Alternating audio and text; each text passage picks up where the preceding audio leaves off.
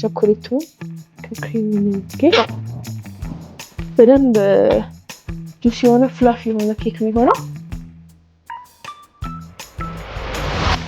ሻሎም ልጆች ወላጆች እንዴት ናችሁ? ሼፍ ዲና ነኝ። ዛሬ ደግሞ ከኔ ጋር ለየት ያለ ኬክ አሰራር ይዤላችሁ መጥቻለሁ። ላይክ፣ ኮሜንት፣ ሼር፣ ሰብስክራይብ እንዳይረሳ። ተመልሼ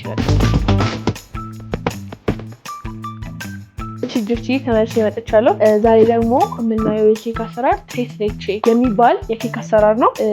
ወደ እሱ እንሄዳለን። እጄን ታጥቤያለሁ። እዚህ ጋር 4 እንቁላል አለኝ። እንቁላላችንን ቦላችን ውስጥ እንሰብራለን።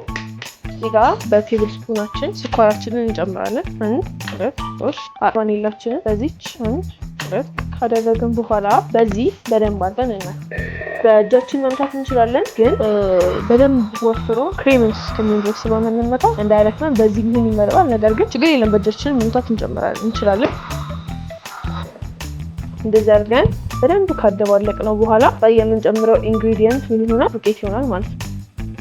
እዚህኛው ላይ 1 የቴብል ስፑን ቤኪንግ ፓውደር ወይም ኩፍ የምናደርግበትን እናደርጋለን። 1 ካፕን እንጨምረዋለን። መጀመሪያ መደባለቂያችን አናፈጥነው፣ ቀስ እያለን እንደዚህ ይሄን እያደረጋችሁ ያለ ኦቨናችሁን 240 ዲግሪ ከታች ብቻ እንለኩሰዋለን። በጣም ከፈጠነ እዚህ ውስጥ የከተትነው አየር ስለሚወጣብን እያደረግን ዘይት 1 ካፕ የምትሆን እናደርግና ግማሹን እንጨምራለን። የቀረውን 1 ካፕ ዱቄት እንደዚህ ከመዘንን በኋላ እንደገና 1 የሻይ ማንኪያ ቤኪንግ ፓውደር እናደርግበታለን። እንደገና እሱን ከዛ እዚህ ላይ የቀረውን ዘይቱ በደንብ ከተዋሃደልን በኋላ 1 ካፕ ወተት ሙሉውን እንጨምራለን። አሁን ቀስ እያደረጋችሁ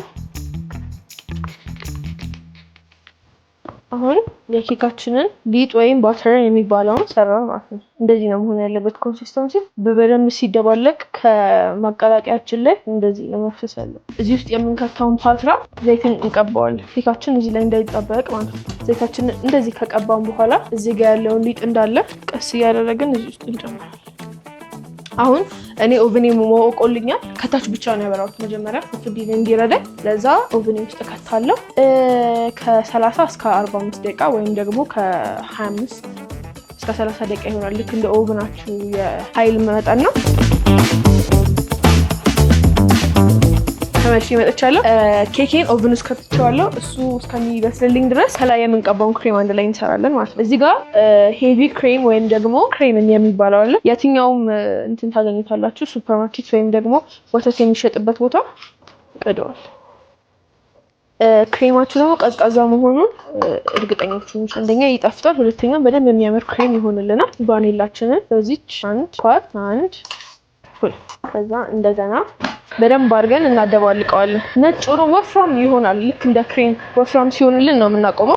እሺ ያው እኔም ክሬም እንደዚህ ወፍሮልኛል። አያችሁት ኮንሲስተንሲውን? እዚህ ላይ ራሱ በደንብ አይወርድ። ለጤናም አሪፍ ነው፣ ምክንያቱም ከቀጥታ ስለሆነ ክሬሙን የመታ ነው። ሌላ ምንም የተጨመረበት ኬሚካል ስለሌለ ይሄ ክሬም ለልጆች በደንብ ይመከራል። ኬካችንን ከክሬማችን እኩል ደርሶልናል። ሲኒው ዋው ሉክ አያችሁት? አሁን ይሄ ትንሽ እስከሚበርድልኝ ድረስ በስቲኪኒንግ ሊሆን ይችላል፣ በእንጨትም ሊሆን ይችላል። እንደዚህ አይነት እንወጋዋለን፣ ሁሉንም ቦታ እንወጋዋለን። እንደዚህ በደንብ እንደበሰለላችሁ እርግጠኞች ሁኑ። እሺ ቢላን እናነሳና ጫፉን እንደዚህ በደንብ ጥጉ ጋር እንወጋዋለን። እንደዚህ ለመቁረጥ ሳይሆን ለመውጋት ብቻ። እሺ ካፕ እናዘጋጃለን። ቀዝቃዛ ወተት እዚህ ውስጥ እንጨምራለን። ወተቱ ላይ 1 ስኳር፣ ትንጥዬ ቫኒላ እናደርግና ይሄንን እናማስለዋለን። እዚህ ጋር ምን አለኝ? ፓይፒ ዋግ አለኝ ወይም ክሬሙን የማስገባበት እቃ አለኝ። ክሬሙን እዚህ ትራንስፈር እናደርገዋለን ማለት ነው። ያምር ክሬሙን እንዳለ እዚህ አስገባት። ከዛ አየር እንዲወጣልን እንደዚህ ማሳጅ እናደርገዋለን። እዚህ ጋር ያቀለጥነው ቸኮሌት አለ። ከዛ ይሄንን ማሳጅ አድርገን ወደ ታች እናወጣዋለን ማለት ነው። ሁሉም የኬካችን ኮምፖነንት መጥቷል። ምንድነው የምናደርገው? እዚህ ጋር የደባለቅነውን የወተት የስኳርና የቫኒላ ውህድ ኬኩ ላይ እንደዚህ ያደረግን እናፈሰዋለን። ቀዳዳ ያደረግነው ይሄ ወተት ውስጡ እንዲገባ ነው። በጣም ጣፋጭ ያልሆነ ነገር ግን ለልጆች ተስማሚ የሚሆን የኬክ አይነት። አሁን እንዳለ ወተቱን ወስዶልኛል። ወደ ክሬማችን እንሄዳለን ማለት ነው።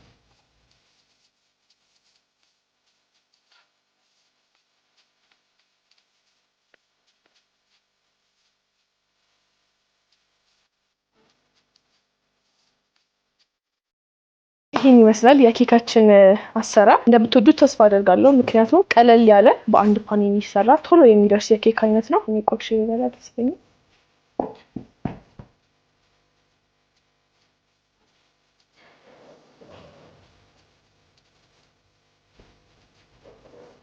አያችሁት?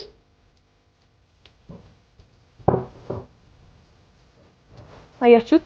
የከተትንበት የወተት ውህድ እንዴት ፍላፊ አድርጎታል። ከላይ ያለው ቸኮሌት አለ። ከቸኮሌቱ ከክሪም እንዴት አፍቅሮ ተመሳሳይ ተፈታተፈ።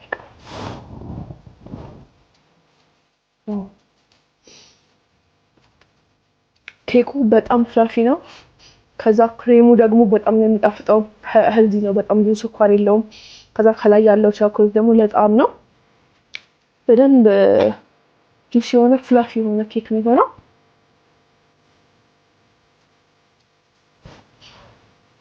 ሰርታችሁ እንደምትቀምሱት ተስፋ አደርጋለሁ። ከዛሬው የምግብ አሰራር ይሄን ነበረ። በሌላ አሰራር ደግሞ ከምንገናኝ ድረስ ቻው።